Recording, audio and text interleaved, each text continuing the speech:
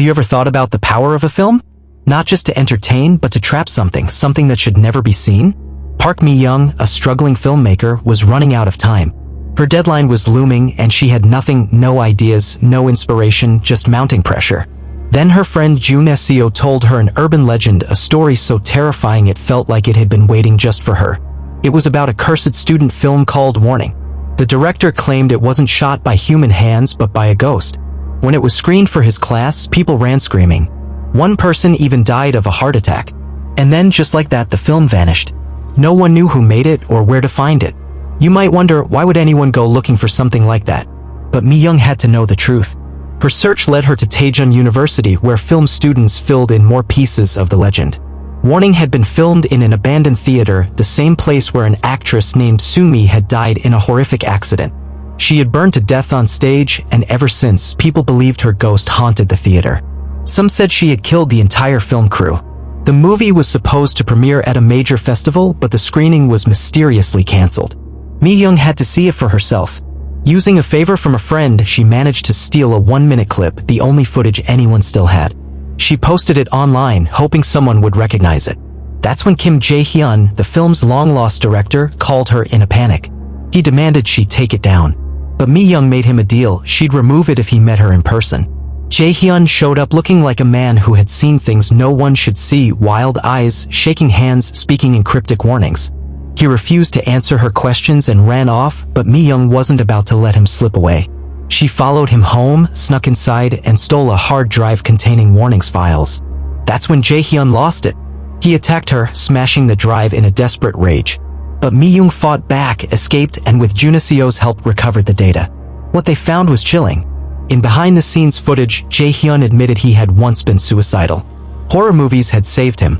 The Exorcist helped him forget his pain, and he became obsessed with making horror films of his own. Then Mi-young saw something impossible. The footage showed Jae-hyun and his crew scouting the abandoned theater. And there on film was Sunmi's ghost. The hauntings started soon after. Shadows moved in her apartment. Strange whispers filled the night. Desperate for answers, Mi-young went to the theater herself. And somehow she traveled back in time. She watched in horror as Jae-hyun's crew, Jisoo, Gwangbei, and Youngmin died right in front of her, their deaths playing out like a movie on a loop. And then, just as suddenly, she was back in her apartment.